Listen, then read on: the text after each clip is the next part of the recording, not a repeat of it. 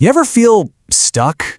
Like you're just going through the motions, waiting for some big break that just never seems to show up? Well, today, we're going to dive into a new path forward. We're going to explore 4 timeless lessons that could, honestly, change everything for you. Yeah, it's a tough question, isn't it? I mean, we spend so much of our lives trying to be perfect, saying yes to absolutely everyone else, and just dreaming of a different future. But then you look at your daily reality, and it just feels kind of empty. But what if I told you the secret to the life you really want is hidden? Not in some far-off place, but right inside your flaws, your daily habits, and even in the word no. It sounds crazy, right? But stick with me, because in this explainer, we're going to uncover exactly how that's possible. So, here's what we've got lined up.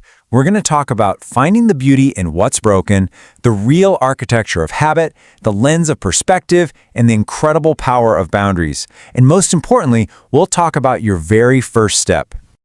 All right, let's dive into our first lesson. It all starts with this simple story about a farmer. Every single day, he'd carry 2 clay pots to a well. Now, one of these pots was perfect, but the other one, well, it had a crack. So every day, on that long walk back from the well, the cracked pot would just watch as half its water leaked out onto the path. It felt so ashamed, totally broken and useless. It even apologized to the farmer because it truly believed it was a failure for not being perfect. And here's where things get really interesting. You've got the perfect pot, right? It did its job and that's it, nothing more. But the cracked pot, in its so-called imperfection, was accidentally creating something amazing. That flaw, it had a hidden, beautiful purpose. And this is the moment that changes everything. The farmer turns to the pot and says he knew about the crack the whole time. In fact, he planted seeds all along the path, but only on the cracked pot's side. He was using its weakness to bring beauty into the world. So that really makes you wonder, right? What if your own cracks aren't failures at all, but opportunities to create something truly beautiful? And that idea leads us perfectly into our second lesson, which is all about how real change is actually built. For this, let's look at the story of a boy named Arav. Now, Arav was a smart kid, he had huge dreams, but he was also super lazy. He wanted all the success without putting in any of the effort. Sound familiar? One day, Arav got some life-changing advice from a wise old man named Gopal Kaka. And what he learned was that success, it isn't about some huge, flashy moment of inspiration. No, it's about the little things you do every single day, especially on the days you really don't feel like it. And this was Arav's game plan. Super simple. He started running, barely made it 200 meters. He started studying for 1 hour. And yeah, at first, it was tough, really tough. But day after day after day, those small actions started to build a foundation so strong that no amount of last-minute cramming could ever compete. Discipline just became who he was. And here's the magic number, 15. You don't have to flip your entire life upside down overnight. What if you just started with 15 minutes? Just wake up 15 minutes earlier. Read for 15 minutes. That tiny little seed, if you nurture it every day, can absolutely transform your entire life. Okay, so our third lesson is all about the power of perspective. It's the story of a woman named Radha, and she was just consumed by worry and fear. Her life was genuinely hard, and all she could see was the bad stuff. But then, a chance meeting with a wise old lady gave her a simple but incredibly powerful tool for change.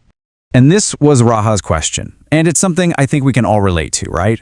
When you are in the middle of a serious struggle, someone telling you to be positive can feel impossible, maybe even a little insulting. But this was the old lady's answer. She said, "It's not about magic, it's a choice." See, choosing to think a positive thought doesn't magically make your problems disappear. What it does, though, is it makes your heart a little lighter. It gives you the strength to face those problems instead of being crushed by them. All right, last but certainly not least, let's talk about a guy named Daniel. Daniel was the kindest man in town, the kind of guy who never, ever said no to anyone. He was so busy fixing everyone else's problems that his own life, his own home, was literally falling apart around him. The advice he got from a retired teacher completely changed his life.